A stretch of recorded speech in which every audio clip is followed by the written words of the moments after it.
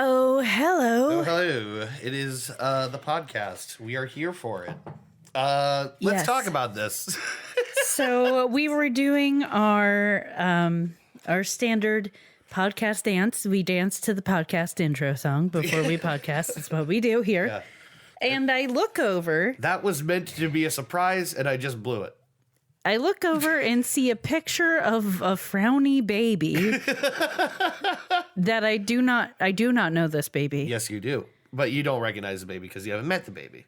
That is little baby Rory. Oh. I was given that picture by Katie, and I intended to surprise you with it, and I kept forgetting, and now you found it. But it's hilarious because he looks so damn sad with his little pout lip. It's the saddest baby face I've ever seen, but it's also one of the most adorable because it's like it is the pout lip face. Yeah. The plan so with cute, that though. was to put that somewhere like next to the toilet so that you sit down in the toilet and you're like, what the fuck? Baby. And there's just a baby frowning at you. I don't know. In the middle of dancing to our theme song and seeing a frowny baby photo is pretty funny. Yeah, it's pretty funny. But I meant to put that cute. somewhere where the baby could look at you and be like judging you. Disappointing. Yeah. Disappointed in my pooping. Yep, didn't do it though. So That's anyway, okay. He was disappointed in my dancing. And we all are. So that's fair. Yeah, I guess it kind of worked. Yeah. He's adorable. Cute. He's a cute baby even when he's very sad. They sent me a picture Mike sent me a picture of him taking a bath in the sink. And he just makes the best concerned face. Yeah, he does have a really good concerned face. Yeah, babies make all kinds of different faces. Their faces are great. Like, yeah. It's because, like, they're discovering all these muscles for the first time. Like, they're developing them. Right. And so they make wild faces. Babies are great. Yeah. Babies rule. I don't want my own, but I like them. Yeah. I like being able to give them back. Yeah. But they're pretty But great. they're great. I am feeling very poorly today, so this is going to be difficult to do a podcast. Yes. I've had the same sinus problem for 4 months. I can't even tell. Yeah. Probably going to have to see an ear, nose, and throat specialist. Yeah. This just won't go away. Yeah. It's not so good. And as I told you, last night I woke up at 5 a.m. feeling like my nose was full of bees. Yes. We both woke up at some point this morning feeling like part of us had bees in us, which is very weird. That's an unusual thing. Yeah. Your nose was full of bees and my insides were full of bees. Yeah. So to be clear, I woke up with my insides vibrating and not understanding what that was. Yeah. And came to the conclusion it was internal tremors. No idea why. They went away. It's fine. sensation. It's totally fine. I'm not dying. I have had that where I thought maybe it was just like gas or something where my stomach is vibrating and I'm like, what the fuck are you doing? Yeah. At first it was in my abdomen, but it wasn't specifically localized. I couldn't figure out exactly where it was, but it was my abdomen. And then I moved and it was kind of over my heart. And I was like, this is very weird. Yeah. It went away. But we had a good day yesterday. We celebrated our anniversary. Which is technically today. But and we're sharing with you. Yes. Happy anniversary to us, bitches. You're welcome. We didn't want to order a sushi dinner and do our big thing on Valentine's because we knew that would just be a very busy day. So yeah, and we have other things going on today. Mm-hmm. You have another engagement, and we wanted to do this podcast, and we didn't want to have a stressful day trying to fit a bunch of things in. Right. So we did it yesterday. Yeah, we had a good time. It was great. We watched Ready or Not, which is a way better movie than I thought it would be. Yeah. Probably should be considered an instant classic. I thought it was great. Yeah. It may be a weird choice for a Valentine's Day or anniversary celebration movie, but I really liked it. It starts with a wedding. It's true. We like scary movies and thriller type stuff. Yeah. It's I need to remove the baby photo from my grasp because I'm playing with it. I'm going to ruin it. You're just fiddling with it. Yeah. We're going to have to put it somewhere funny. I don't know exactly where. We'll find a place. The toilet was kind of the best idea. Yeah. Anyway, yeah, it's our anniversary. It's been good. I got you a chocolate foot. That's super weird. Yeah, it's like the outline. It's the silhouette of a foot with beautifully pearly red toenails Yeah. and a big heart in the middle. I Why that was made? listen. I went to Philadelphia Candies, which is by my work, after work one night, and I was like, I'm going to pick up some sweet little treats as a special thing for Dave. And I did that. That was my intention, and I did that. But then I saw a chocolate foot, and I was like, I don't know why this exists. And I don't know why there's so many of them. Who had this idea? I must get one. It's weird, which is how I buy half the things I buy. Yeah. This is weird. I must own it. Yeah. And now we're going to have to eat a big foot. Yeah. It's going to be great. It's going to be super delicious. You're going to love nibbling on those chocolate toes. It is weird why there's so many of them. Well, It was like a featured item. Like it was like on the top of the Valentine's display. There's a bunch of chocolate feet. yeah, it's like and I'm like, clearly this for is- Valentine's. It's Oh got no, it's definitely for Valentine's. it's got hearts and stuff on it. Yeah. Do most people? I mean, I find it really hard not to steer this into a line of inquiry that involves foot fetishism. But why? I don't know. I just don't know. But it was funny to me, and I thought you would like it, and you did. Yeah, I do. It's bizarre. But I also got us some meltaways and chocolate covered potato chippies. Yeah, I have never had chocolate covered potato chips before. You were missing out. They are super delicious. Yep. Chocolate covered salty anything. I was gonna say I knew that you would like those because you're not necessarily the biggest sweets guy, but you do appreciate savory. So I know I can get you if it's like salty and sweet. I gotcha. Gotcha. I gotcha good. Ha cha cha.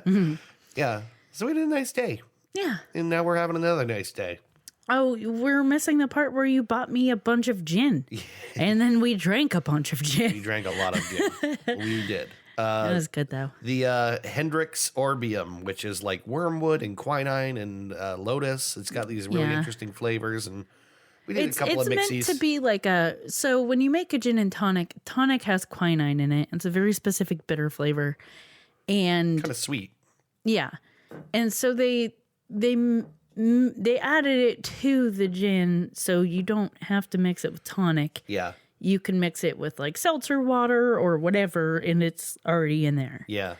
And it's interesting. Yeah, it is. I enjoyed interesting. it, and we ended up mixing it with flavored seltzer water and a little bit of grenadine and some bitters and some lemon, and it was very yummy. Crazy drinkable. I ended up drinking like 2 of those. You may have had 3 of those. I can't quite remember. I think you had 3. 2 or 3, I can't remember. And then I had another. You made me a dry martini before that. Oh, that was an interesting experience. I'm not really a martini drinker either, so Yeah, I've never had like a classic martini before. I've only had fancy like apple teenies, Yeah. chocolate martini, right. but not like a classic martini. Yeah, good classic dry martini. Now we have vermouth. I didn't even know what vermouth was. Now I do. Definitely a huge part of the flavor of a martini. It makes sense that you kind of have to have it. Yes. What this made me want, though, is those little tiny cocktail swords. Yeah. That's what I want to bag Yeah, up now. because you put olives Yeah, and you wanted, I want to put like a or like little cocktail umbrellas too are good. yeah. That feels I like like it's those appropriate swords, for the sweet drinks. Yes. A little umbrella. Yeah. Anyway. Anyway, yeah, we had a really nice evening. I enjoyed myself.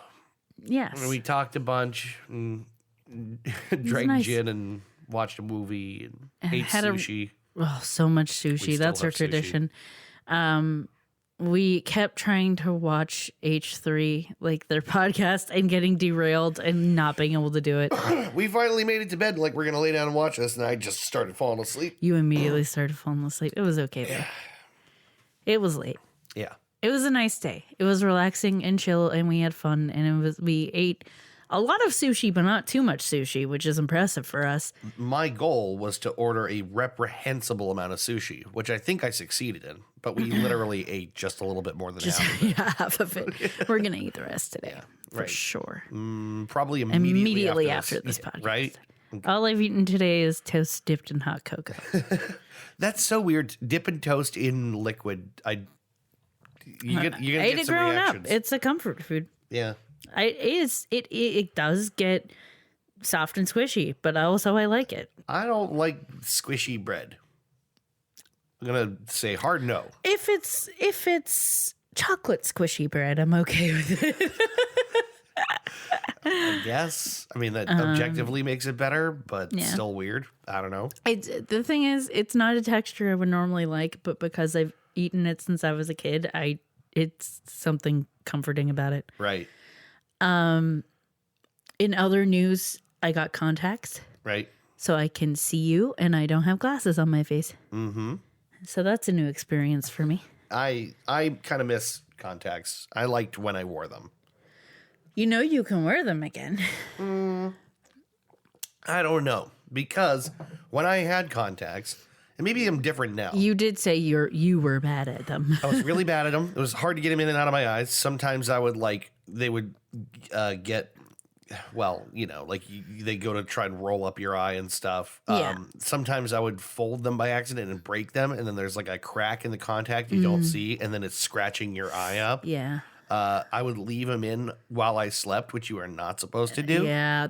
I see that being the biggest issue for you because once you start falling asleep, it's really hard to wake you up. But also, it's not as big of a problem now that you have the CPAP machine. Like, you're not as tired as you probably were before you got diagnosed. That's true. And I'm also better about certain things. Like, I'm able to take medication every day, which used to be impossible for me. So I could probably do those like routine things that you're supposed to do. Like, you just take have your to contacts make out. the routine. Right.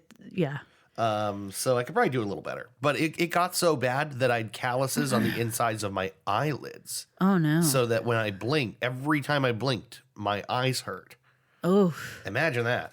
that's weird. Yeah, because the thing is, the contact was roughing up the surface of my eyelid. So That's strange. I know. I've never heard of that. It was weird. It was weird and painful for like a while. And I just wasn't allowed to wear contacts for a while after that, and then never went back.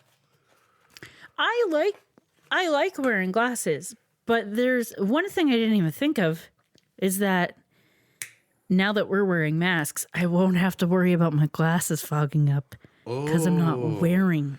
I didn't think about that. I mentioned it, so I'm in a couple ADHD groups, and I mentioned like, hey, just got contacts. What do you think the likelihood is that I'll actually be able to add this to my morning routine? But also, like, what things have you all done that are like small changes that have really helped you? And one person said the best thing to happen that helped her be able to make contacts part of her routine was having to wear a mask. Yeah. Because it's a pain in the dick to wear glasses with it. Right. And so after many years of like not wearing contacts, she switched to wearing contacts every day, and it hasn't been a big deal because it's been so beneficial, I imagine, to be wearing them. And I was like, that's a good point I didn't even think about. Yeah. I kind of miss contacts. It's it's just nice to like your eyes just do what they're supposed to kind of thing. Yeah. I've never ever worn them since I've needed, corrective lenses in some way. I which is since like high school. Mm-hmm. I've never worn contacts. I liked glasses. I just never felt the need. But I started thinking about it when I was doing roller derby. Right. And then was like, I can just buy some glasses on Zenny to have some backups, and I can get contacts, and we can do this thing. I want prescription aviators. Yeah, it'd be cool. You can get them. I like aviators. I don't know if that's a bad look now or what. I don't know. They sell them. I mean, I don't know what the consensus is on whether that looks good, but I think they look cool. Yeah. I got a few different kinds of glasses, and I got prescription sunglasses, but now that I have contacts, I can get regular sunglasses. Oh my goodness, it's so exciting. Are you aware of this thing that's happening right now at Target where like they're selling like Amish looking clothing? Like prairie dresses? Yeah, what's going on there? So help me out. Okay, so like a couple months ago, the pictures started coming out of like their new line of dresses that they're they have out at Target. Yeah. People taking pictures of them and just thinking it's really funny because they're really old-timey prairie-looking dresses. Yeah, they look. I got and a picture. everyone of it. just thought it was hysterical that like we're in the middle of a pandemic and it's like, yep, we're just embracing the prairie life. Like Yeah. we're all homesteaders now. And people just like went for it. And so now there's a bunch of women posting pictures of themselves in their prairie dresses Yeah. in like old school poses. I saw one the other day that was this one girl in a prairie dress holding a shotgun and like another girl next to her in her prairie dress holding a bunny rabbit, and like it looks like an old, the way they frame it looks like an old photo, you know. It's Right. I just think it's funny. Everyone's it's like, weird. Target, this was a weird choice. We're fucking embracing it. I guess it's selling. We're taking your weird choice and we're raising it. Yeah. Matt Craig sent me a picture and he's like, I was unaware that Gen Z wants to dress like Amish people, but apparently that's what they're doing. I don't know if it's necessarily Gen Z. Okay. I don't know who made these choices, but I think mostly because it's funny, a lot of people have gotten on board. Yeah.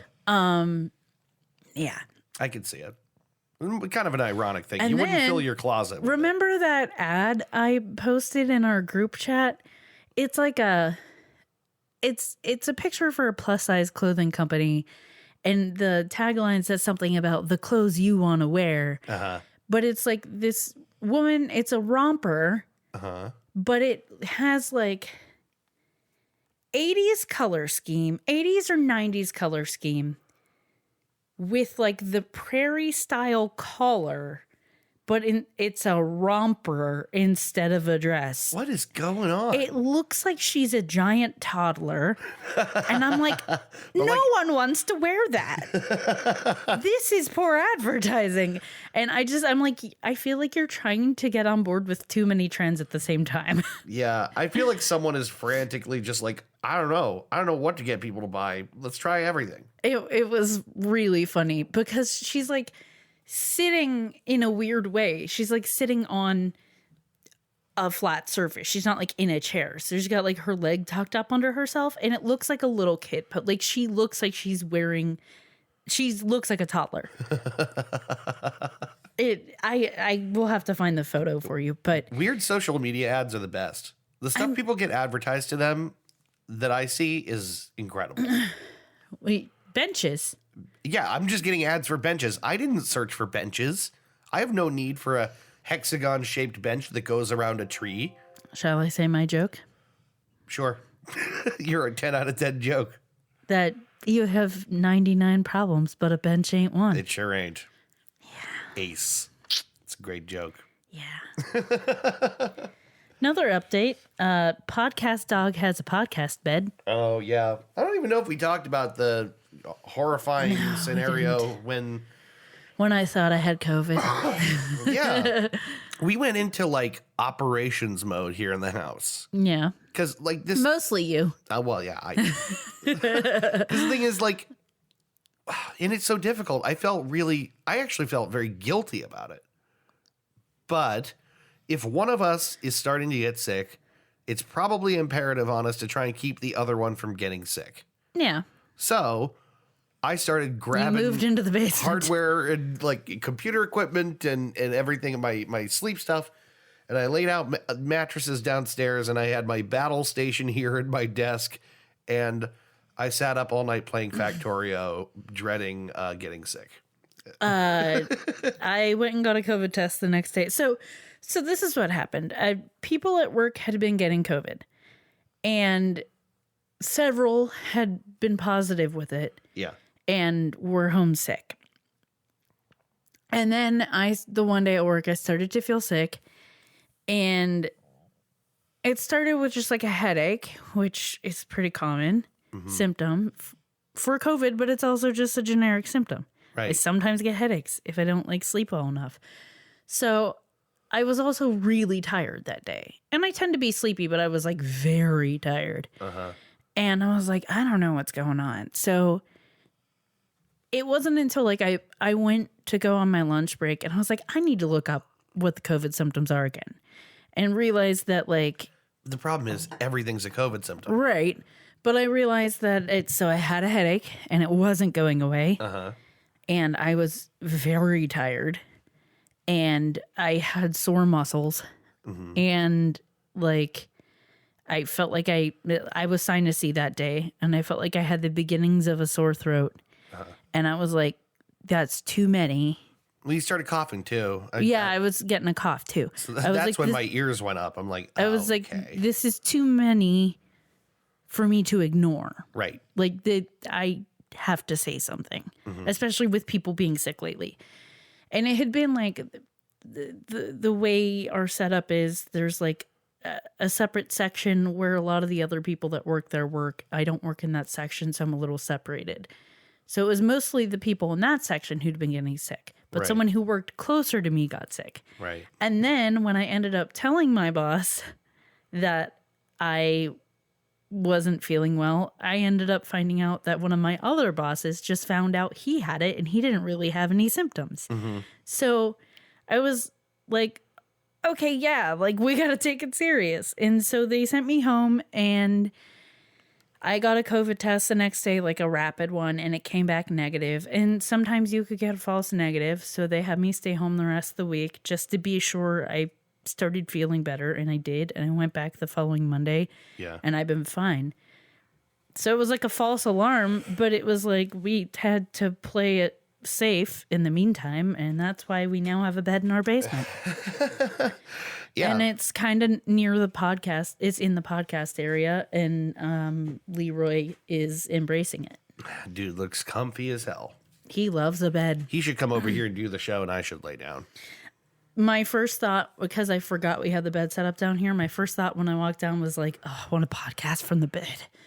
And then Leroy jumped up there, and I was like, he swooped in. Just a cozy dude. He swooped me. I'll try to post this picture on the podcast group. I say try because there's a good likelihood I just will forget. Yep, almost definitely. Anyway, do we want to move on and do the show? Yeah, I think first, before we do that, I would really like to play a game. All right. I know we don't always do it, but I think for our anniversary, it would be a really nice special thing to do, to play a little game. Try something new. Yeah. Yeah, sure. All right. That sounds good. What is it? It's called Trues and Fnews. You need to tell me why you wouldn't happen to mean. It's time for Trues and Happen to me. Fnews. Time to play Trues.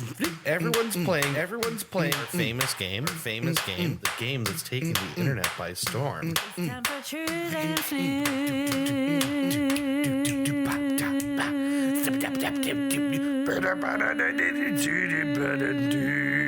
A Merv Griffin production.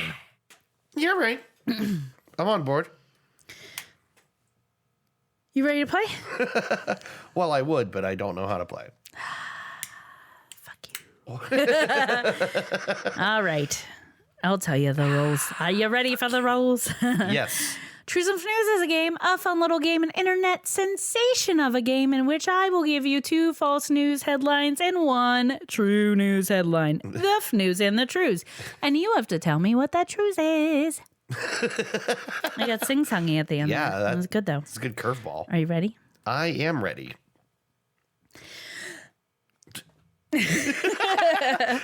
All right. Drug smugglers embrace face masks as a means to conceal their identities and their drugs, DEA warns. Oh, hiding drugs in the mask. That's okay. That feels real. Number 2. Happy Galentine's Day. All-female group of bandits on a spree make out with thousands in festive merchandise. Ooh, that also feels real. Huh. Number 3. Warren police search for men who pooped in unlocked cars at auto shops.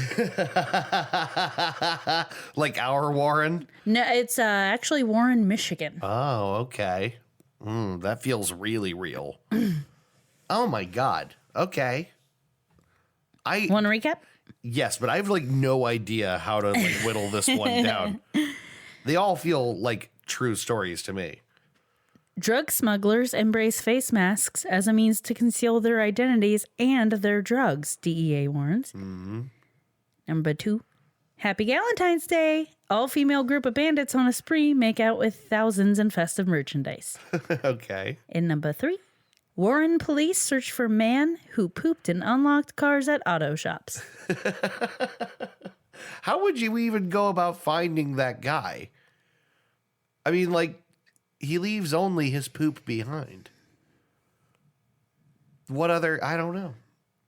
I really want to go with Poop Bandit. He's not really a bandit. There was a bandit in the other headline. Yeah. I want to go with the guy pooping You're in saying cars. the mad pooper? The man, yes, the man on a brutal pooping spree. I think that's it. Final answer? Final answer. You are correct, sir. Yes! Yes! Oh, I'm so happy that really happened. A camera may have caught his license plate. Oh. That's how they're tracking him down. I didn't even think that he would be driving around. I just figured he's walking by, he's got to poop. There's Also, an opportunity. In related news, someone in a nearby area, may or may not be the same person, pooped in a box at Meijer and put it back on the shelf. Oh, whoa. Wait, okay. Wait, like also near Warren, Michigan? I think it's nearby, Okay. but let me see if it's actually. Yeah, it's also like, so these stories come from the Detroit Free Press. So they're all in a similar area. You know what I really like when I think about it? Is imagine being the detective who like comes across the poop in a box at Meijer and he's like, I'd recognize that poop anywhere. That's our man. That's our man. That's our pooper. It's the same MO as the previous poopers. According to Fox 2, the security footage showed the man grabbing sanitary napkins, opening a customer's van, and pooping inside it. The man came back again in January, but kept his pants on that time. The second incident happened February 3rd at Twins Tire Service, located at 2911 Van Dyke Avenue. An employee at Twins Tire Service said they were fixing a van with electrical problems, so the vehicle couldn't lock properly. The employee said, I just went to push my glasses up and I don't have them on. Yeah, I saw that. The employee said although it was unsettling, the poop froze due to cold temperatures. He was able to shovel it out of the car, which was a slightly easier cleanup. After this, the auto shop deep cleaned the car for the customer free of charge. That's service. Twins Tire Service also caught the man's license plate on its security footage, the employee said. Warren police are still investigating the incidents. Back in October, a similar incident happened in Van Buren Township. A man went into a local Meijer, pooped in an empty box, and left it on a shelf. Join the mill? Join the MILFs. That's what you thought of first. That's where it's going. Join the MILFs. Join the MILFs. Don't mind if I do. Yes. So you were right. Wow. I'm so happy that really happened. I just am. I know. I'm sure that says something about me. I don't care. You know, everyone gets a little weird during a pandemic, and sometimes you just start pooping in unlocked cars in boxes. The age-old maxim is true, and you gotta go. You drive out of your way and find a car to poop in. You shit in someone else's car when they're not looking. Yep. It's like straight out of The Big Lebowski. That like happened to the dude's car. Yeah. That's amazing. Thank you. You're welcome. Oh my God, I'm getting all stuffy. Oh, I hate this. Well, would you like to take a little break? I would. And then we'll come back for the rest of the podcast. I would like to take a break and blow everything out of my head and then try this again. Yes, so we'll take a break. We'll be back in a minute. We're going to go pet podcast dog because he's so goddamn cute. Mm-hmm. And we'll be back with the main segment for the episode. All right. All right.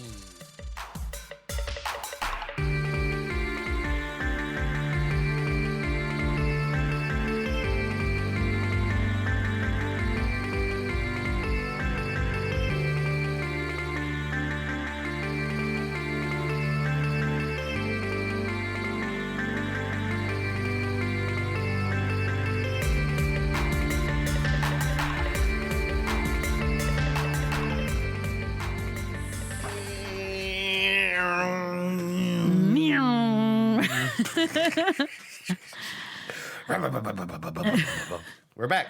And we're back. I just kind of spaced. You were going to tell me about things. Yeah. Actually, what I was going to do is make more car noises. Then I'm like, we're on microphone focus. I was ready to just kind of stare at Leroy and just go, He looks like he's cuddling with a guitar right now. He's weirdly like positioned, like is like twisted to the side. I don't know what he's doing. Yeah, he's weird. He's so damn distracting. Because he's adorable. He's a good looking dog. Oh no, my phone. Wake up. Yeah, I'm gonna tell you about something real stupid. You already kind of know about it. I do kind of know about it. Usually you have no idea what the topic is, and we kind of keep it a little bit of a surprise to each other. But this episode is about something that both of us found so amazingly stupid, we knew it needed done, and I had no other ideas. Also, yeah, you didn't have any ideas, and that was a struggle. And that's why we had delayed the podcast. Mm-hmm. And then I watched half of a thing with you and was like, I can't do anymore, but I'm making you do it. Do you want to? It's kind of interesting. Do you want to introduce this as far as what you already experienced? So it is a roughly like under 40-minute documentary. I forget the name of it. It's called Confessions of a Time Traveler, The Man from 3036. Sorry, I'm And yawning. for some reason, it's on Amazon Prime. Yes. And it's about a guy who claims to be from the future Yeah, and is warning about all these things that happen in the future. right. It's supposed to be a documentary. Uh-huh. I'm not going to elaborate. I want you to tell it. Okay, well, first let's start with how this really started, which was we were hanging out over at your mom's place, and we were talking with your stepdad. Like, we were talking with Troy and Helen both, actually, and they were talking about this thing that they had seen. That they were like, "Oh, we saw this documentary, and it was pretty crazy." And we were like, "Okay, right?" And and they were like, "Yeah, it's about a time traveler." And I immediately was just like, "It's a documentary about a time traveler?" I was like, "Okay." And it actually kind of reminded me a little bit of that John Titor or Titor, the guy that claimed to be a time traveler as well. And I wasn't sure if that's what it was. Yeah.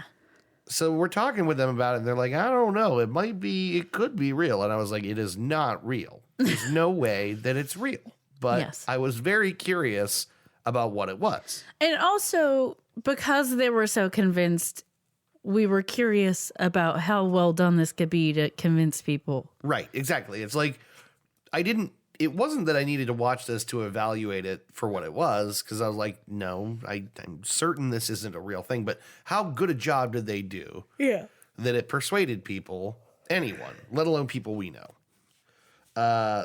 So how did I start this? I started by saying that what I would categorize as like viral and maybe dumb conspiracy videos maybe are like A dime a dozen.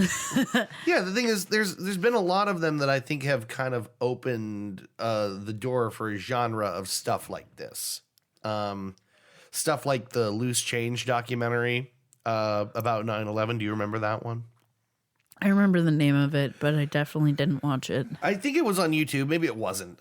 But it was a documentary about the 9/11 being, sort of manufactured and all that by the Bush administration, blah, Yeah. blah, blah. And it kind of like got like an outsized reach. Like a lot of people saw this documentary.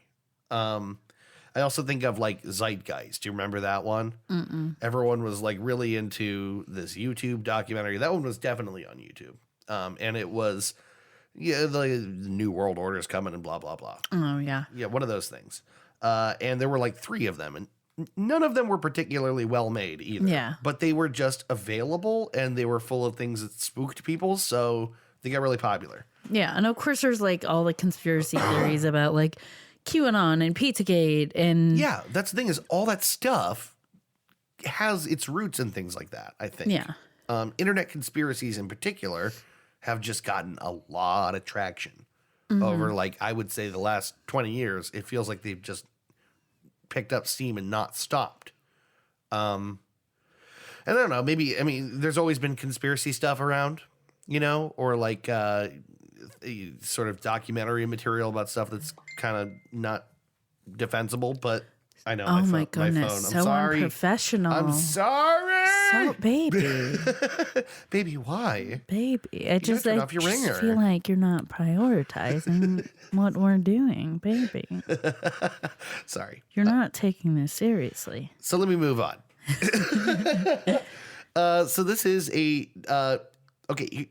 Here's I'm going to start off by defending why this irritated me. I like sci-fi. I like stuff that appears to be real but isn't. I like Yes. suspending my disbelief. I I enjoy like those that things. moment of mystery of being like, I know it's probably not real, but I don't want it to be real. Exactly. Like I find that fun.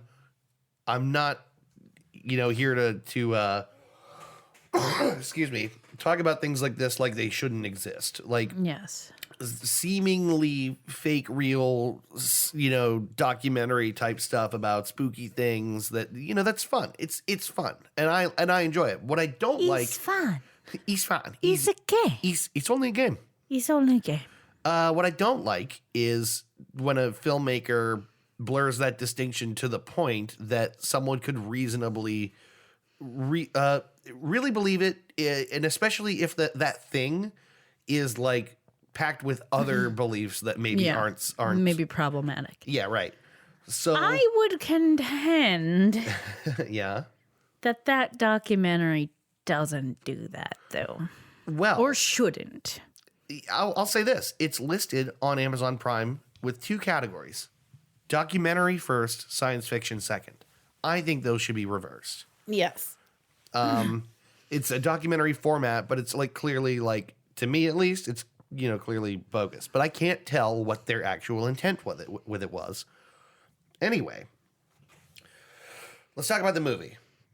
Let's talk about up to the point that you tapped out.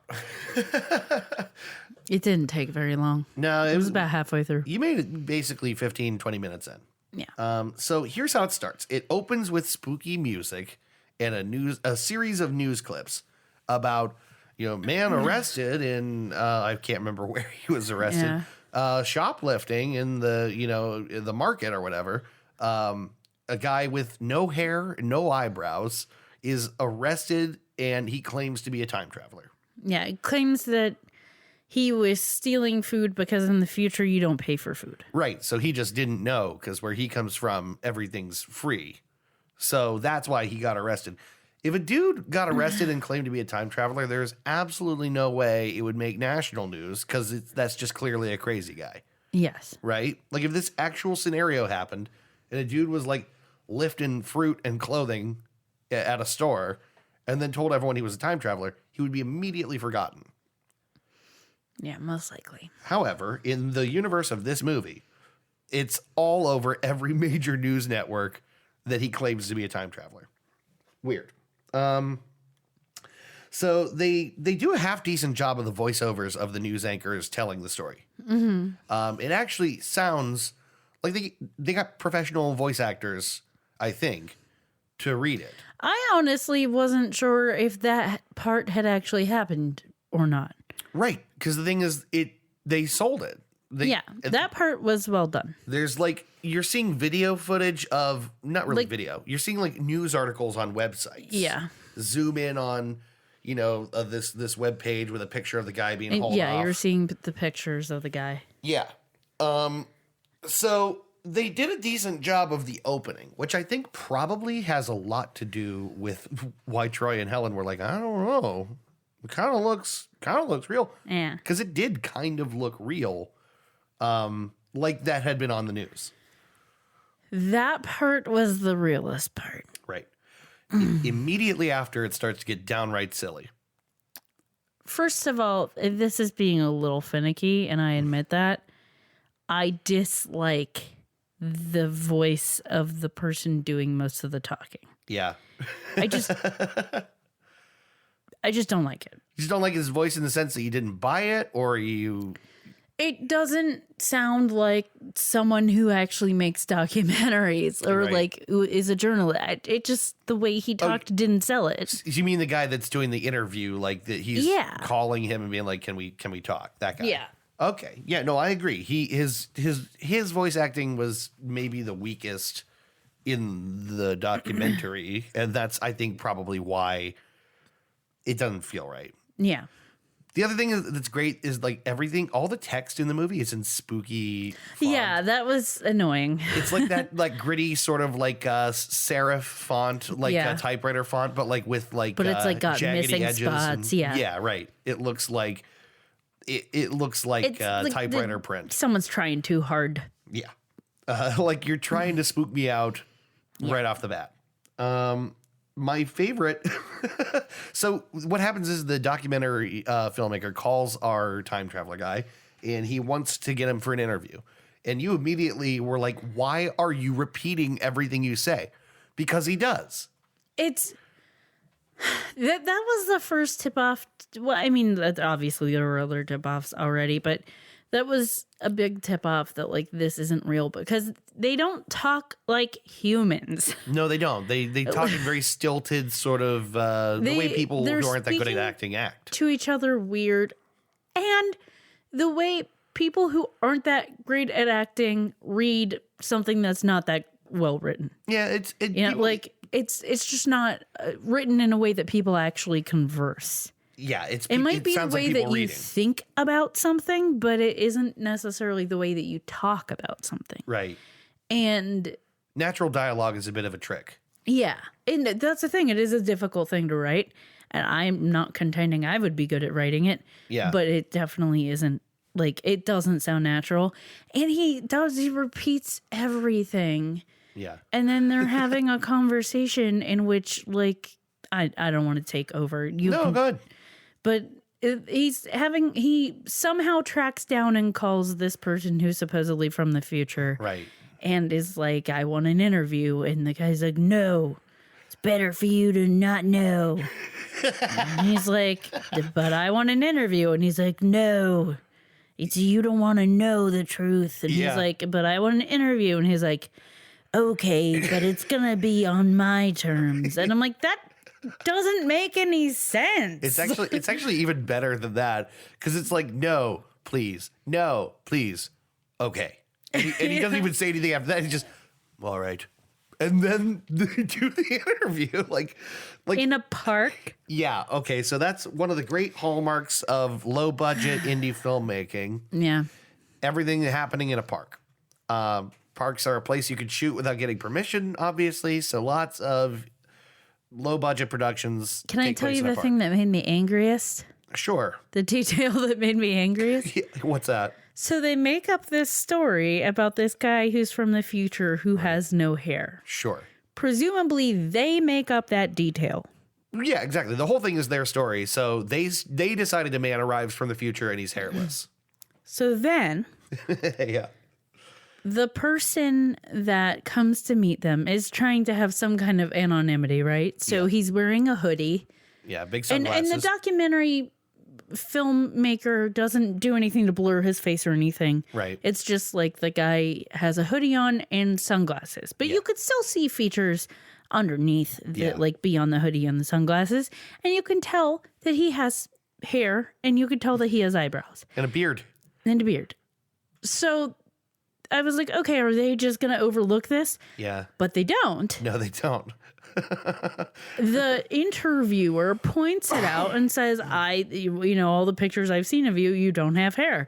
And the guy's like, yeah, where I come from, the radiation levels are too high that Right. your like hair doesn't grow.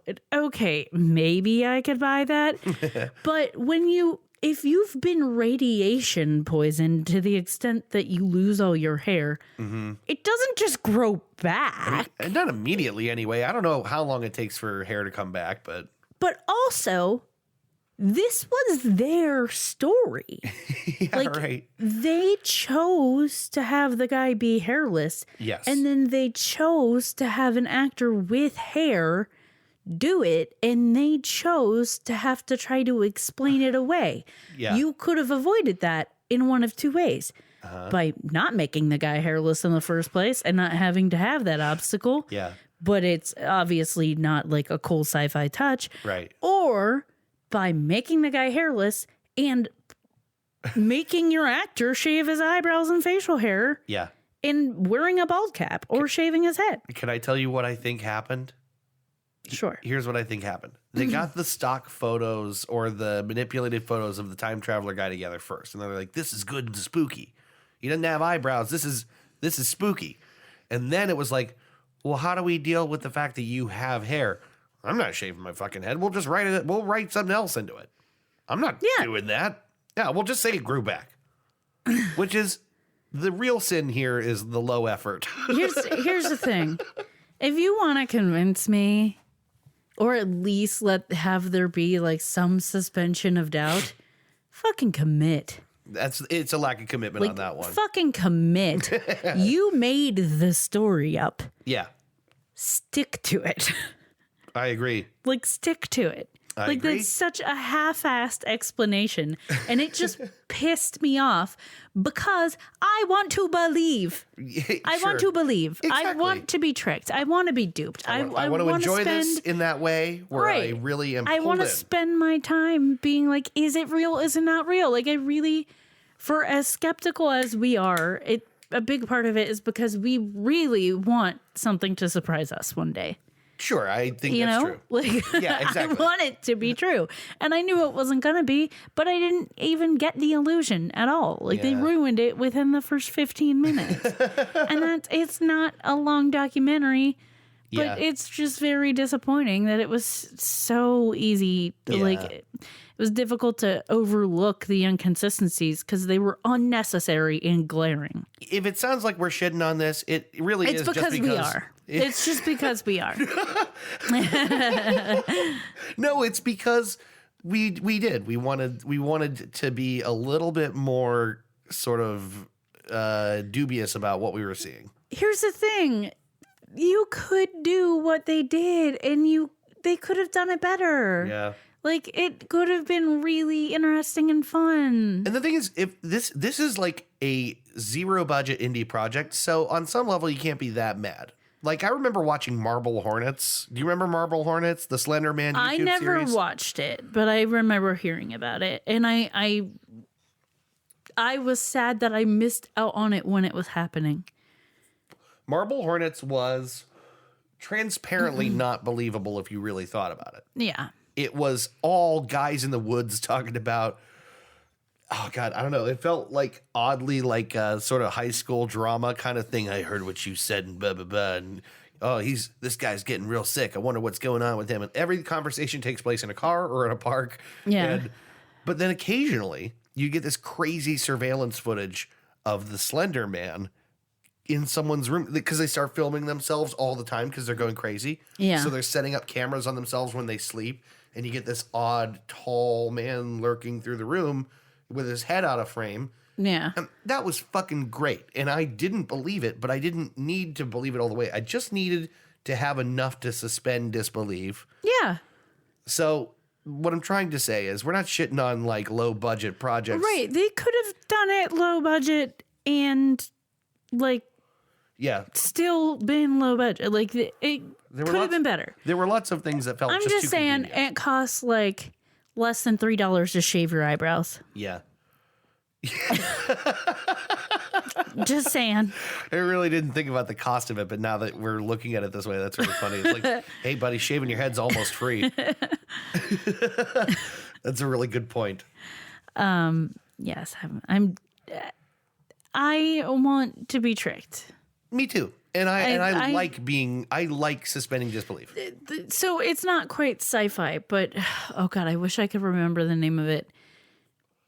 Back in kind of the early-ish days of YouTube, it was like pretty like the beginning of the vlog train. Yeah. When like people were first getting into like filming their everyday lives and like I feel like I know what you're going to talking to the camera and having a video diary. Yeah. There was this one in particular that was like this teenage girl. Was it Lonely Girl? Yes. Lonely Girl 15 or something like that? I remember that. I got kind of into it. Yeah. And I was a little after the fact. I basically knew what it was by the time I watched it, but Yeah. it was still fairly convincing to a point. And the reason, and it was low budget, it was a person in front of a webcam, you know? Right. But it was a person who seemed sincere complaining about their life. And it's just like a simple bedroom setup, talking to their camera every day. Like, this is what's going on. And then they're like having problems with their family. And then they're like in a relationship and that's having problems. And then all of a sudden, she stops putting videos up for a while. And then she'll put one up and it's sporadic. Or like someone will put up a video for her and they're concerned. And like, That was also a Marble Hornets thing. Someone's putting videos up for us, and who is this? And that was great.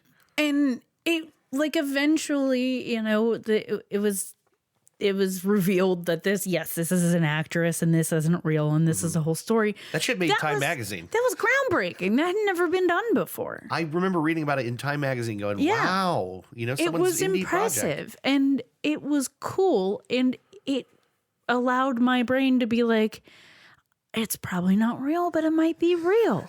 Yeah. It was mind blowing. That kind of stuff is fun. And it wouldn't have been it was an indie project. It wasn't that expensive. Right. And I think I think towards the end, maybe parts of it did get more expensive, but like the beginning of it, what sold it, the build up was not expensive. And I'm sorry. I'm just disappointed because it could have been better. Well, you're making me think now about something I hadn't thought about, which is that you can actually put in too much production. So, like, this documentary starts with all these newsreel clips, which is cool, right? And actually, that's like invisible production in a sense. You don't even see that they have done this to this degree. But then when you start seeing, like, the text titles that look a little too produced, and you see, like... I see the thought you're putting into it. Yeah, but it looks just a little too much like a movie and not enough like someone's... It feels less like a passion project and more like I am trying to elicit a specific response from you. Exactly. It just didn't feel casual enough to where we could like suspend and buy in. Yeah. I'm not trying... I guess I really am not trying to shit on this exactly. But there's somewhere I'm going to. Anyway, so. I keep interrupting. I want you to continue because I stopped watching after a certain point. So you carry on. Well, we basically the what we watched was almost the entirety of his first interview in this documentary, right? So it's he basically he's a dude in a zip up hoodie with like a surgical mask on and glasses, and it just bless you. Sorry. You good? I'm good. He gives revelations about the future, right? Because our documentarian has told him, I really believe your story. I really want to know the information you have. And he says, okay. And then they meet and he tells him things. And here's a short list of the things he reveals about the future, right? One, like you said, people don't grow hair in the future. The surgical mask he wears is because everyone in the future has respiratory problems.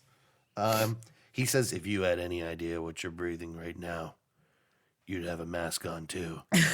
Right? Which is funny to watch during a pandemic. Yeah, because that's the thing is they produced this in 2020. Like, that's why he's wearing a mask. Yeah. He says, everyone born after the year 2080 has high levels of ionized metals in their blood, so you can't be near cell phones. That's the thing he tells the documentarian. That's why I had you turn your phone off. If you had any idea the radiation coming off of your phone. Oh, yeah. And this is where it starts to become a laundry list of the kind of things that a certain kind of person is spooked out by in 2020. Like, it's not like, you know how it's weird that like our visions of the future always just kind of look like what we think the future looks like. But then when time advances, it doesn't, you know, like our visions of the future, are so rooted in like what our present is and what our hopes and fears are in the present. Yeah. And so that's what this starts to look like is like in the future, everything your ordinary dude, you know, who is afraid of conspiracy stuff today, it all happens. Is real. Well, it feels like the the making of a person who has a specific conspiracy belief and wants to convince the world that it's real. Yes. That's part of what started to really concern me about this movie is like, it's one thing to suspend disbelief. It's another thing if you're trying to convince people that your conspiracy stuff that you're concerned about is real and it's in the future and you're using a pseudo documentary to establish that case. Yeah. It feels very...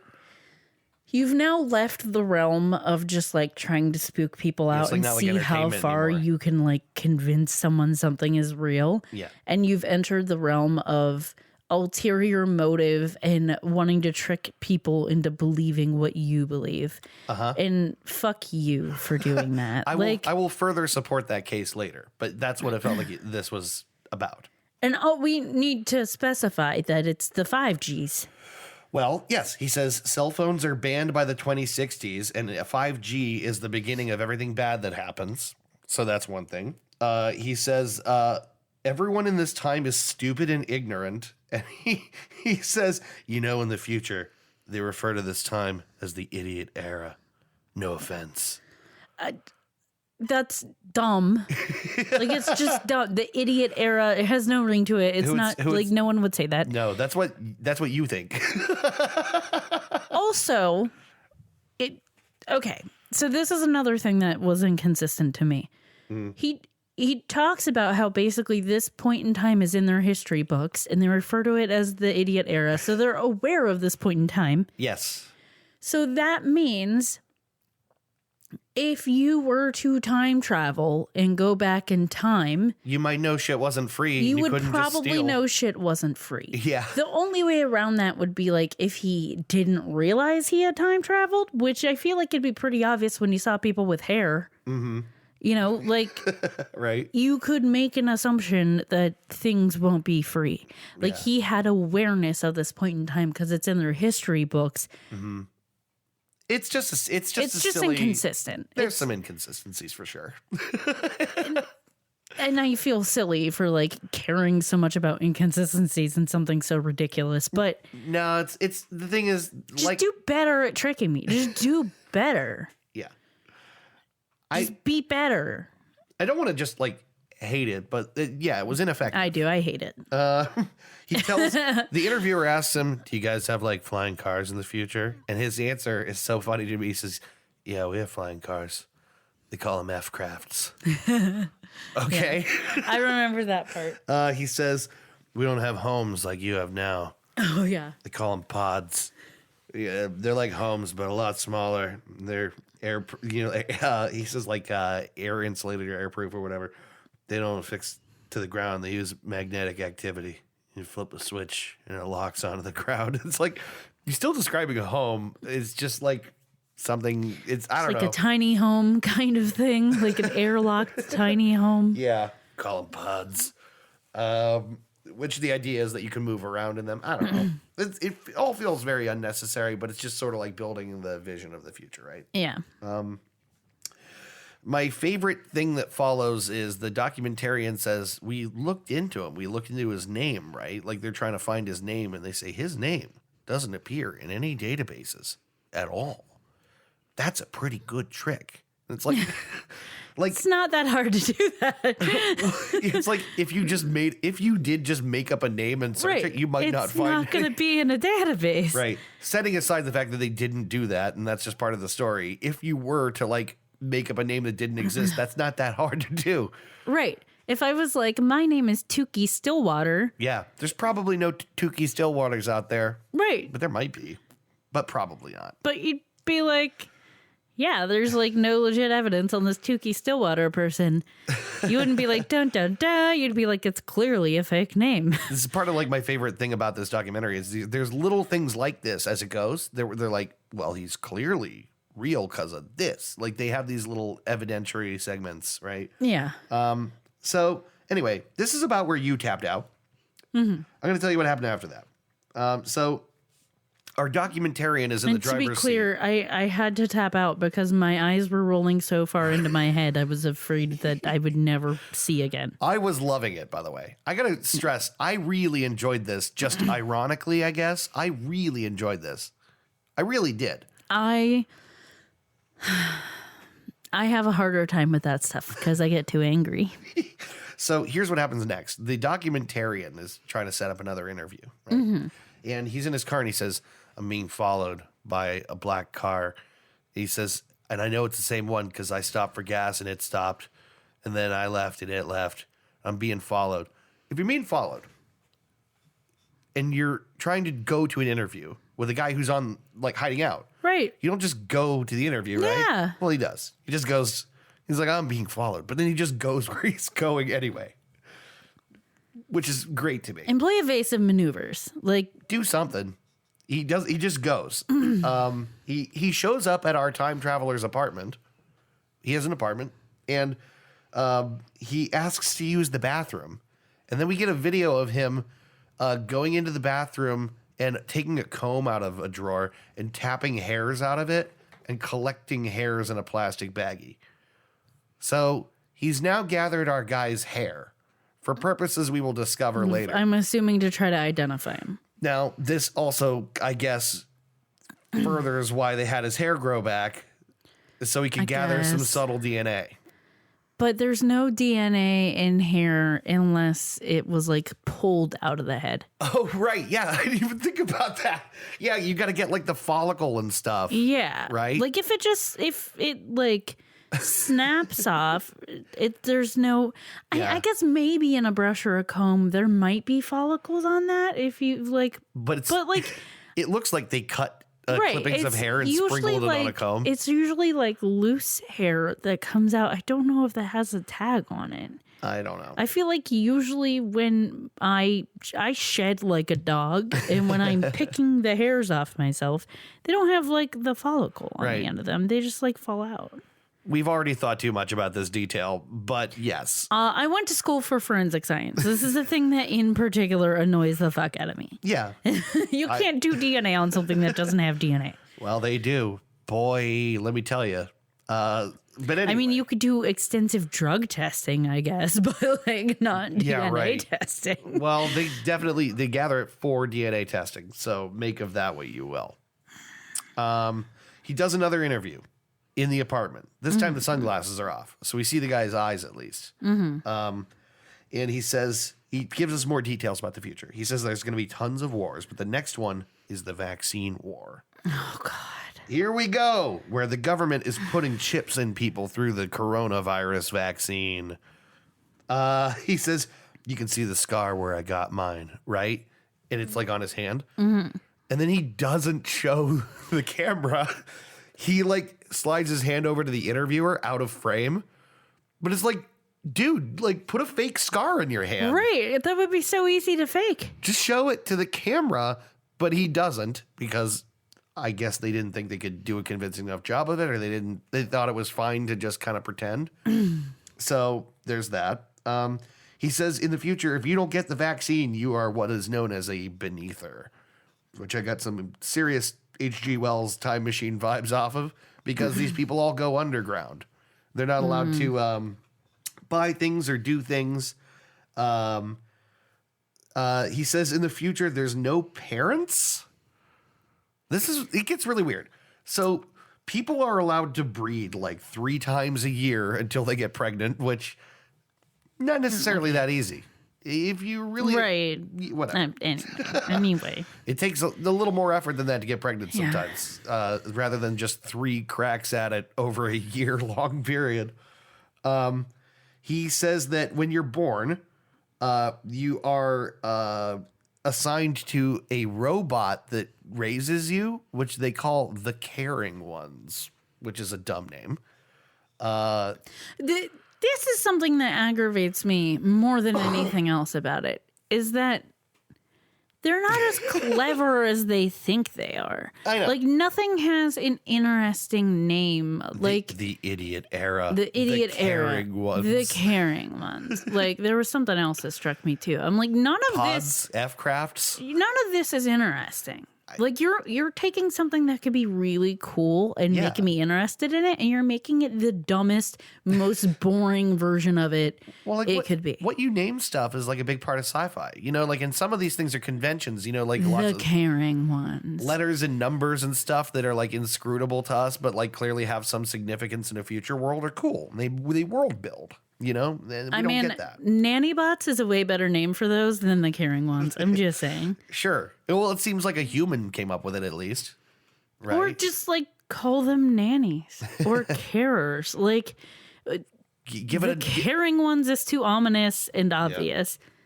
And in a moment, no one names anything like that. No. Like that's something you name when you're coming up with something you want to have a pivotal impact. Yeah.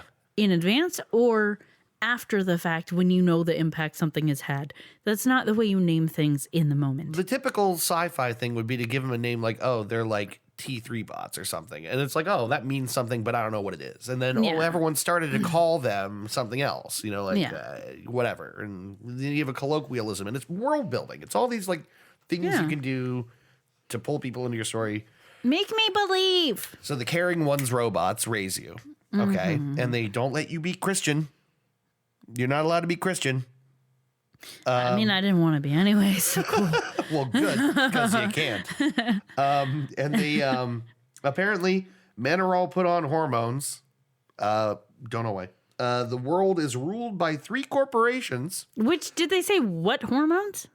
No, he doesn't specify, but I kind of read between the lines that it's like feminine. Yeah, exactly. It's like something to suppress your masculinity. Feminization of men. They put you on hormones and they only let you fuck 3 times a year.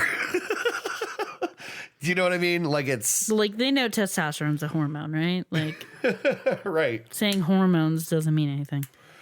It's kind of there's a lot of vagaries here. It's just lazy. Yeah, it's just lazy world building. The thing is, he says the world is ruled by 3 corporations, and the thing is, that's true. That's true now. So I don't know. He might be legit. Yeah, it's KFC, Unilever, KFC. Yeah. You know what I'm getting at, right? Yeah. What was the thing from Parks and Rec? It was like Chipotle. No, it's not Parks and Rec. It wasn't. Are you not thinking of Parks and Rec where they did like Chipotle, Exxon, something? One of America's Drizzle, 3 corporations. Whatever. No, I'm thinking of How I Married an Ex-Murderer. The Gettys, the Rothschilds, and Colonel Sanders. Yeah, that's what I'm thinking of. His like crazy conspiracy theories and. It's so funny you mentioned that, Christy. Because do you know what those 3 corporations merge into to form the one corporation that runs the world? It's called The Ring. The Rothschild Corporation. So let's throw a little bit of what I think is anti-Semitism in there, right? Here's the thing. Jewish? I'm not totally sure. So many conspiracy theories have a root in anti-Semitism and fascism. Like... very often. Yeah. And it's not even like so even like David Icke, right? Like it's very anti-Semitic. I can't believe you mentioned him because he's coming up later. You're like hitting every cylinder. Because this is all very predictable. Like this, the people who believe in the stuff they've already revealed that they believe, like 5G and the chips in vaccines, it's a giant are the people incestuous who pile. believe in like reptilians, and it's all very anti-Semitic. Yeah. Yeah. Yes. These are predictable people. Yeah, I guess I shouldn't be so shocked that you're hitting all these because they always they break out the hits. I did an episode on David Icke. I know. These people bust out the hits, you know? The Rothschild Corporation made me laugh really hard, actually. Because it's like, you are talking about the year 3036. Yeah. And still the Rothschilds? Like, if that's the long game that they played, they did really well. Yeah, I'm kind of impressed with them, honestly. Not even mad at it. So anyway, the caring ones raise you from a baby and you don't have parents. And this is to make sure that you think of the robots as your parents and that you obey and that you trust them. Like brainwashing. And the list of things is crazy. But basically, he just kind of rattles off all these things that are like staples of largely Christian conspiracies. Like, you won't be allowed to have religion and you'll need a chip in your hand to pay for everything, and it's the mark of the beast, and all these things. Basically, he gives us that whole story. Then we cut to his DNA test, because after all, they took his hair to test it. Mm-hmm. His bloodline couldn't be traced back to anyone in history. That makes so little sense to me. I understand the argument is that his DNA was damaged by radiation, Yeah. But, like, you could trace your DNA back to the beginning of time right now. Yeah. You can get a sense of, like, what culture or, like, sub-regions of regions And your DNA is common to. DNA is changed all the time. Like, people have cancer and shit. But it doesn't mean that all of your DNA is changed and it's not traceable at all. It might not be 100% matched to anyone or anything, but it's like there's commonalities, still connections. Yeah, like even if a person is from the future, they still have a bloodline that already exists on the planet.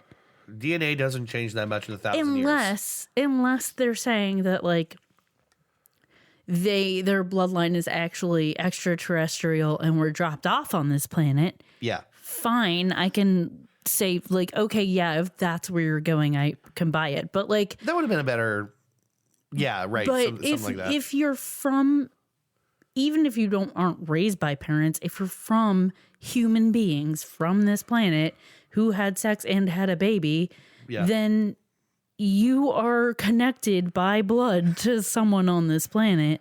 It's just another one of these little evidentiary segments that's a kind of low effort to me. Yeah. And there's more of that too, because we get to see blood work from him because he agrees to do blood work, I guess. Why would, if they already stole his hair and did DNA, the fact that you can't do that, not, if we brush over that. Yeah.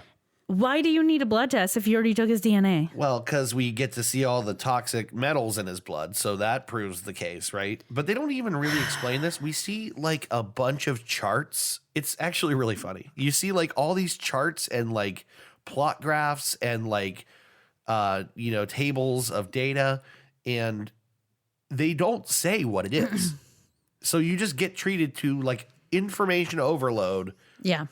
This is a very common tactic for pseudoscientific people wanting to convince you of something. It is. Let me talk slightly over your head and throw a bunch of terms at you and throw a bunch of visuals at you. Faster than you can evaluate. But it's going to go so fast that you're just going to assume I know a lot more about something than you do and that it's valid than the fact that I'm talking out of my ass. Storming people with information they can't evaluate is a tactic common to a whole bunch of stuff that doesn't have any merit. Yeah. So anyway, this documentary basically ends shortly after this when we can no longer get a hold of the time traveler and he's like gone missing, and we get a phone call with his Russian landlord who's, I don't know where he gives us one of those. And then a body is found in the park where they did the first interview with his hand cut off and he's burned up. So we can't identify him, but it was the hand with the chip in it. So that was probably him is what we're treated to, right? That would have been the hand that had the chip in it. The one we never saw. Right. With the scar we never saw. We did get an x-ray. He agreed to have his hand x-rayed and you can see a little chip in his hand. But yes, we never see his hand looking like it has anything in it on his body, whatever. Move past that, right? Sorry, stuffy. So that's the documentary. It ends basically with, that was probably his body. And then, dramatic credits. Which, again, the credits don't roll like a piece of fiction. Mm-hmm. They roll like a documentary. Mm-hmm. Anyway, so let's talk about something else that is related to this, because we started on these guys have other projects. Yeah, we didn't even say what they call themselves. It's one of the best details, and I walked right over it. You're right. They're the Nostradamus brothers. Yeah. Love it. If that's not a tip-off that it's going to be self-important, then I don't know what is. It's, the thing is, I could see where this could all just be fun. except for where we're about to go next. Except that they make it not fun. Well, yes, execution leaves a lot to be desired, to say the least. And fucking shitty, pushy viewpoints also make it not fun. Well, so these guys have 2 other projects that are credited on IMDb. And they are the films 5G, The War Against You, and Creating the Coronavirus, The Hidden Truth. So, I don't want anyone to think I'm just a Scrooge about this kind of thing. Like, I like, obviously, I think I've said it 100 times now, I like stuff like this. What I don't like is that it's part of a pattern of their other work, which is legitimately conspiracy oriented and has even less of a veneer of entertainment. I'm going to be a Scrooge about this. Okay. I am not okay with anyone putting false information about a very real problem to try to scare them into making bad decisions to serve your own viewpoints. 100% fuck you for doing that. Fair point. Like, without having watched those documentaries, just knowing what they're about and that these are the viewpoints they're asserting and they're trying to make it seem like real and believable and scary, fuck you. Well, I want to come back to what started this, which is that Troy and Helen watched this on Amazon thinking it was a documentary, and as hilariously unbelievable as it is to us, they kind of thought it might maybe have some basis in reality. And that means they might kind of maybe think that the government might put a vaccine in you that has a microchip in it. Yeah. And if people kind of think that might be a possibility, that's a really big fucking problem. Yes. This is already a conspiracy theory that's out there. Yeah. There's already ways to come across it and believe it. It's already shared all the time indiscriminately. Yeah. This is the whole fake news thing is a real problem, and it has been for a long time. Yes. The legitimate, like, fake shit going around and people not having the ability to, like, critically think. Some people don't have that skill. If you have that skill, you have a responsibility to fucking use it. Yeah. And, I think so. And if you're intentionally making content to sway people into thinking these things, this is not a harmless thing. It's not just fun when it might have consequences. Right. Like this. It's not a harmless idea. Like Marble convincing Hornets. people that convincing people at risk to not get a vaccine that can help them not die of a virus is not harmless. Right. Convincing people it's not real, that COVID isn't real, is not harmless. When there are people dying in the hospital still contending that COVID isn't real and that's not what they have. Right. Like, it's not a joke. It's not funny. It's not harmless. It's not just a conspiracy theory. Like, it's very real and it's very upsetting. And I'm super pissed off at people thinking that they, like, pushing this agenda is okay and doesn't actually affect people's lives. To agree with you further, it doesn't matter whether people think Slender Man is real. It definitely matters whether they think they should get a vaccine or not. So, yes, there's a reason why this kind of peeved me off. I'm super peeved off. I was super peeved. I'm peeved now. Super peeved, I'm super peeved. So I mentioned those other documentaries they did, right? Yeah. I want you to know I did the service to you of making myself watch one of these so you don't have to.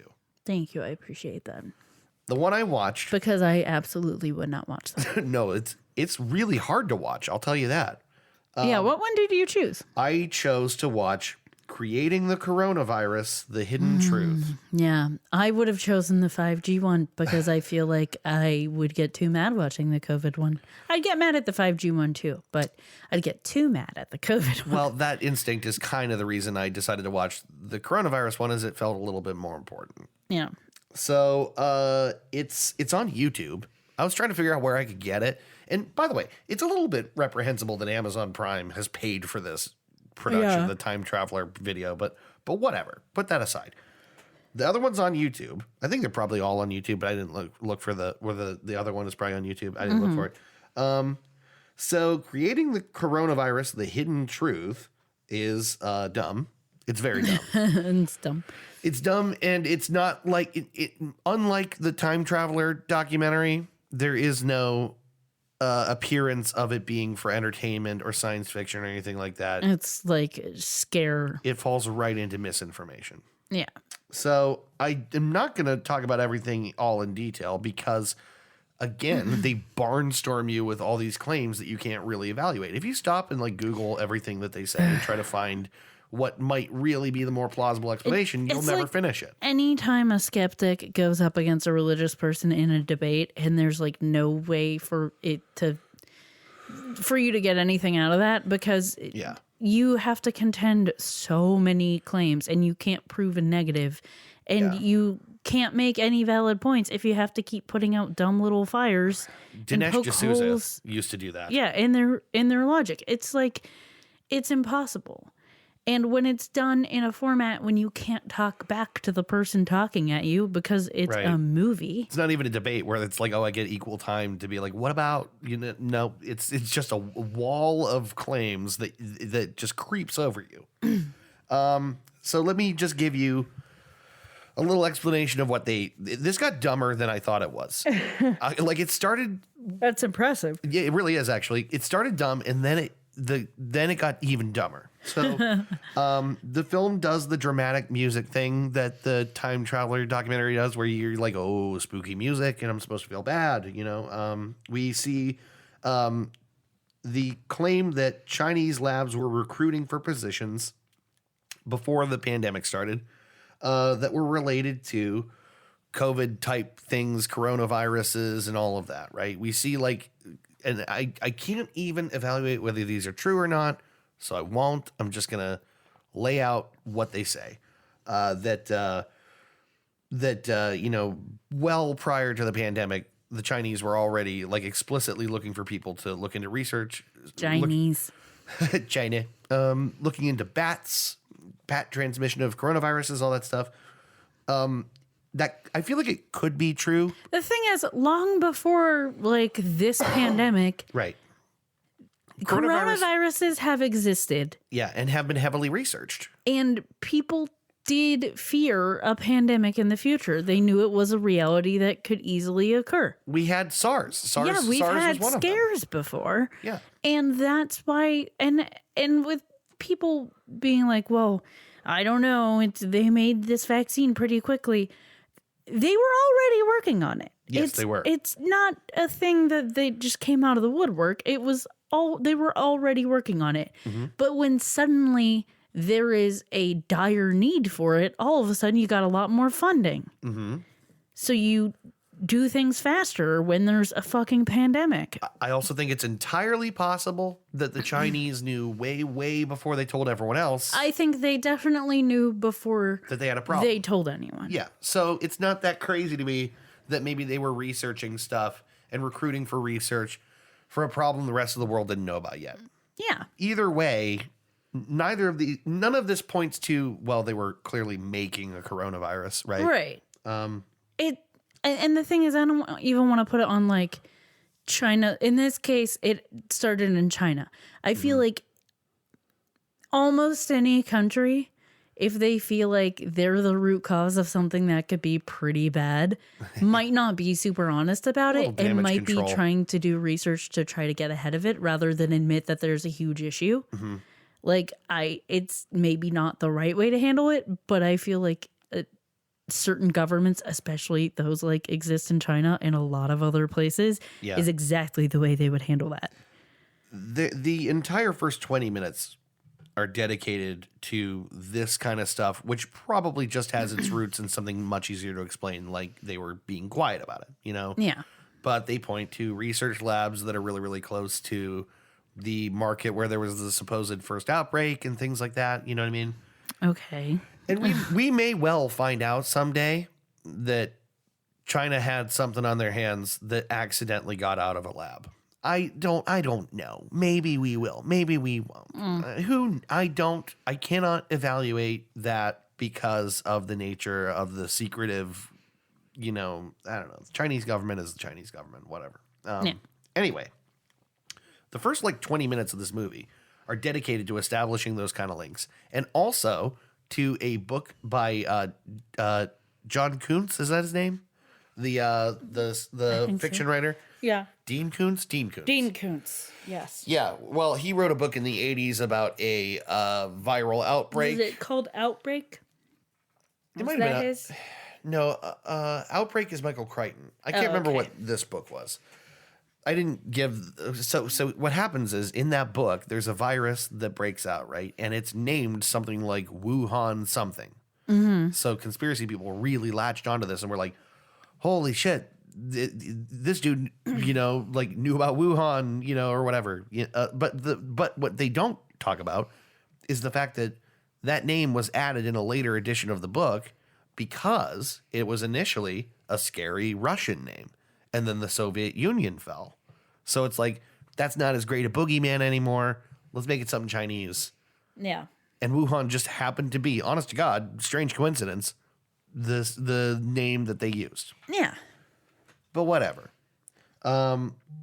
Where this really... Oh, God, my buzz. So unprofessional. Just like the second fucking time. I know. All right, so here's the thing. This is where it gets even dumber. I'm glossing over the entire first 20 minutes mostly. Yeah. We cut to footage from the movie that I think... Don't make that weird face at me. They made a movie about this book. Or maybe it was a different book. Doesn't matter. I can't even remember what the movie is called. I really should know. But basically, it's got Jude Law in it. It's got Lawrence Fishburne in it. It's about a viral outbreak. Lawrence Fishburne is playing the head of the CDC, and Jude Law is someone else. It doesn't matter. And there's a scene in particular where the real Dr. Sanjay Gupta is interviewing the head of the CDC for a TV production, right? Mm-hmm. And then we cut to news footage around the coronavirus, and Sanjay Gupta is being interviewed on CNN. He actually ends up being a correspondent for health stuff on CNN. Yeah. Right?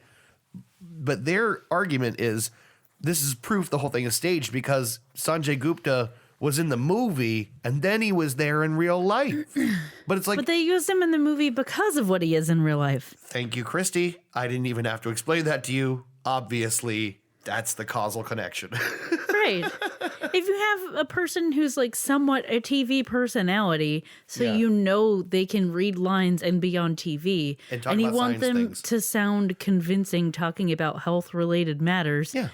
He's you a just nationally... get the guy who knows what he's talking about. Yes. Already, instead of having an actor try to explain things that it's not going to sound right coming from their mouths because they can't pronounce a damn words. Get Sanjay Gupta. He's convincing because he's actually that guy. Yeah.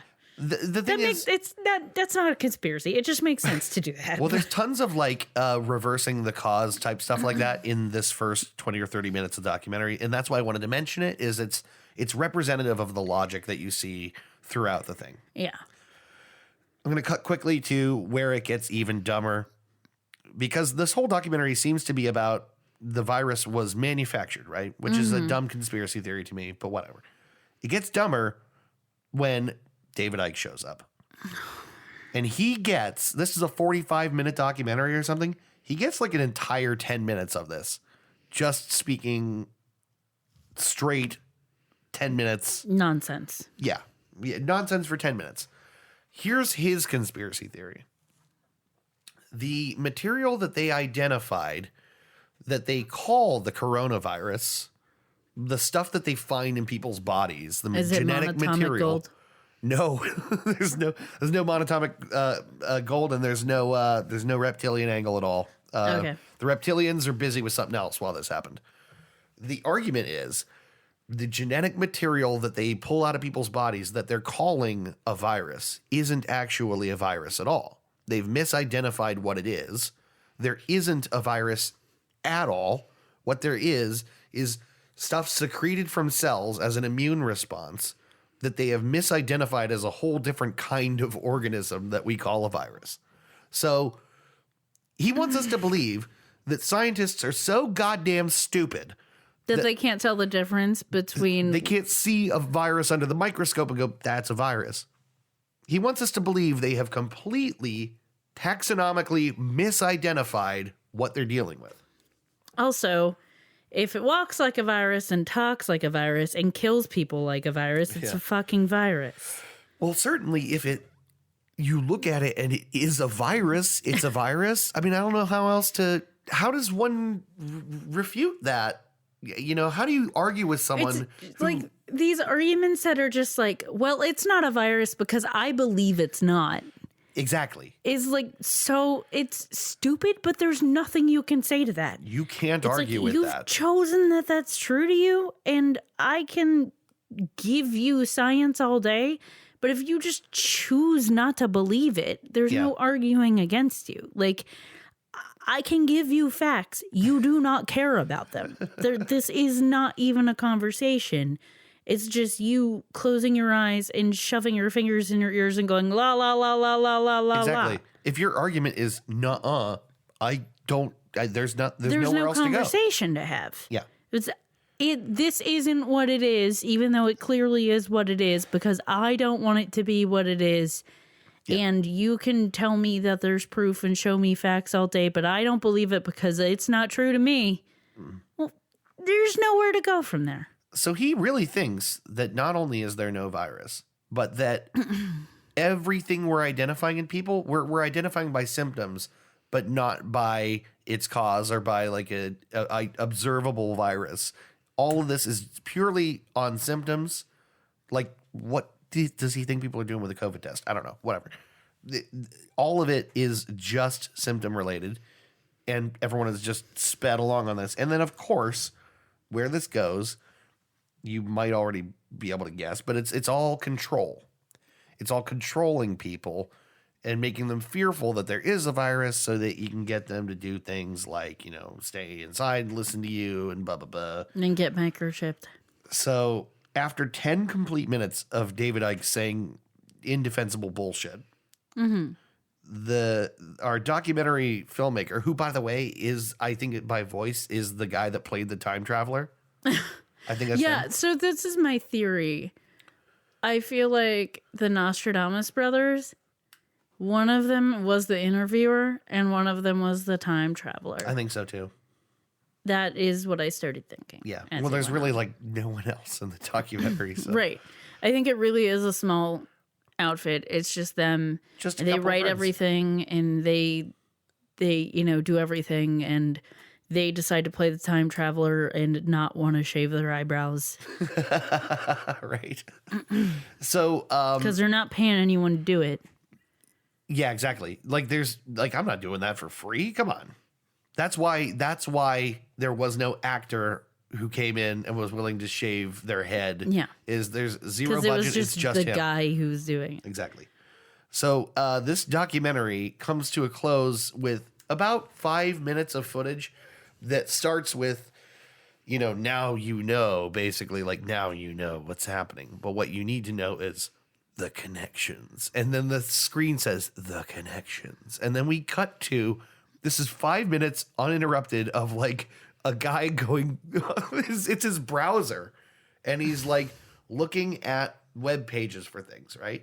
And it's like Bill Gates. And I wrote some of them down. Deutsche Bank and Unilever. And it's like all these different companies and people. And it's like, you see like a corporate directory and it's like, who's this scary lady? The thing is, you probably, if you're a conspiracy person, already know who she is. She's just here right now to spook you out, Yeah. And everyone's connected by this web that he built. So this company is connected to this company. It's connected to this person. And money's over here and blah, blah, blah, blah. And we just get like 5 minutes of him clicking around online. Like, that's not showing me the connections. You're just showing me different names. You're not actually proving they're connected. And even if they are connected, there's nothing nefarious being demonstrated. It's just, you're just showing me that things are connected. Not that they have like a causal relationship between like an event motive. and like people getting sick or things like that. You're not demonstrating to me that those connections are anything other than connections. Yeah. And that's just how it kind of ends. Like 5 minutes of that. So I guess we've probably talked about this enough. I kind of given you everything I watched by these guys. I just kind of wanted to wrap up and say that like that documentary and the time traveler documentary feel like a part of this internet tradition of conspiracy videos that has been going a long time. Mm-hmm. And you called it real early, the connections between this stuff and like Pizzagate and QAnon and all these things that like people wanting to feel like they're digging in for the real truth. Yeah. It makes people feel special to feel like they know something other people don't know. Yeah. I get wanting to feel special. Yeah. But like science is a thing, and just blindly choosing something isn't real because you don't want it to be isn't being any better than anyone else. It's not being special. Mm-hmm. Willful ignorance is nothing to be proud of. No, and like if you look for connections between things and you imagine motives onto things, you can build a case for a lot of stuff. And also, a lot of these conspiracy theories aren't victimless conspiracy theories. No, they absolutely hurt people. Yeah. Like telling people coronavirus isn't real or that you shouldn't get the vaccine hurts people. It hurts those people and the people around them. Telling people that Sandy Hook is a false flag and didn't happen hurts the victims' families. Yeah. It hurts the people who were involved and have very real PTSD because of it. Yeah, it's trauma. Like, denying people's lives in the things they went through hurts people. This is not a victimless accusation. All of these conspiracy theories aren't just something fun to jump around in for a minute. Yeah. They have real repercussions. I listened to Pete Davidson on the Oh Hello podcast. He was interviewed. Were you in I can't remember if you heard that part or not. I didn't. He talked about people coming up to him on the street and talking about 9/11 being a hoax. His dad died in 9/11. His fucking dad died in 9/11. But people, because they know that about him, they'll approach him and tell him that. Not even trying to be mean either. They'll like honestly think they're letting him in. Yeah, like, you know, like what? You think his dad might not be dead? Like, what do you think that changes for him? Yeah. What do you think that helps or fixes for him? His dad is still dead. You think he just like poofed out of existence? I think that illustrates exactly how bent your brain can be on these conspiracy things, that like you think telling someone something like that is helpful. Which also brings me to like the notion that I don't know how malicious this stuff is. I know that it's incorrect and I feel like it's hurtful. But I mean, you really do have to question what they think they're doing. I don't know how much people realize the repercussions. I don't know how much they go into it knowing it will hurt people. Because I do think a lot of the time people sincerely believe this stuff. Yeah. And it does come from a place of letting people in and sharing the truth with people. To protect people from a threat that does not actually exist, but that they think exists. Right. But willful ignorance is not an excuse to hurt people. We have a responsibility to be sure of the things that we think are real, especially when they have consequences like that. Again, if you have the ability to apply critical thinking, like if that is within your wheelhouse, because some people aren't good at it. Some people were never taught how to do it. Yeah. If you have a responsibility to use it. Yeah, and to do your best to inform people of what's real and what isn't. And it's part of what makes existing on the internet fucking exhausting. Unbearable. Like, unbearable. And I get it. I don't want to live on Facebook explaining to Aunt Tina that, like, you know, yeah, fill in the blank conspiracy. Whatever conspiracy theory is going around. Yeah.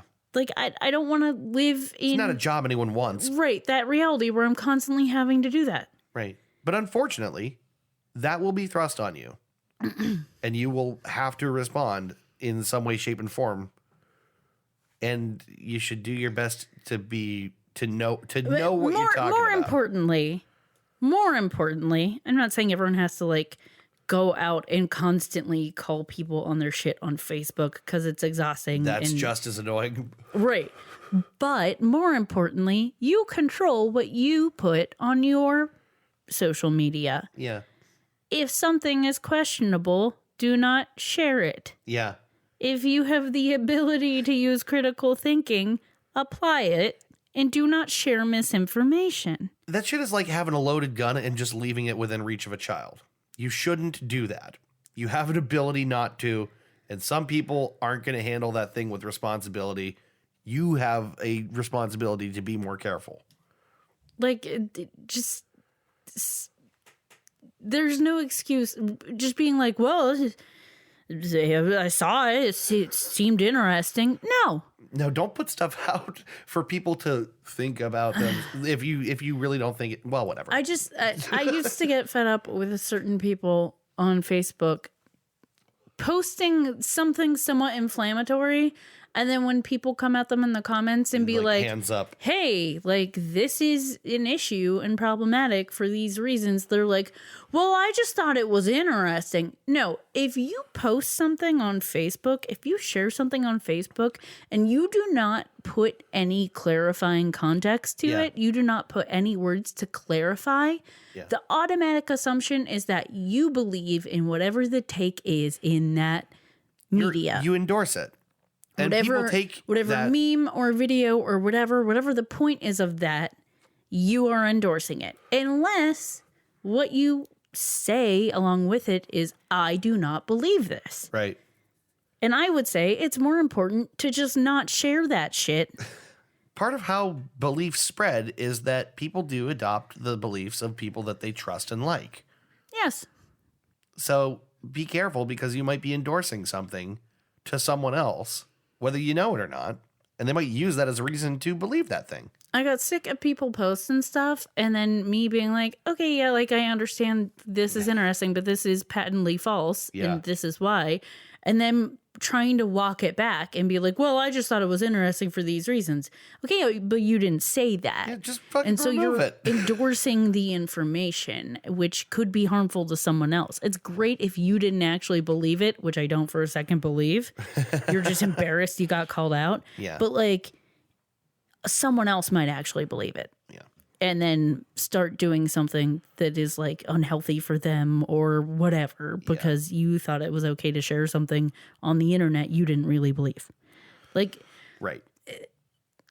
we have a responsibility to share information in a responsible way, and it's fucking shitty that we have to care about it, but we do. Right. I don't know. I feel like just talking about this topic was going to bring us back to, I think, what is kind of the core purpose of this show.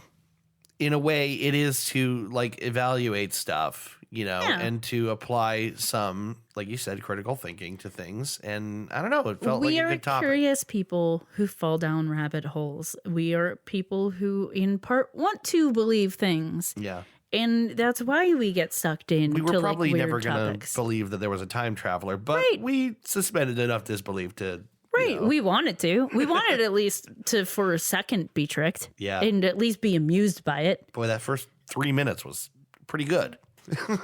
Went downhill after that. Yeah. But yeah, you're right. This is what the show is about. A little bit.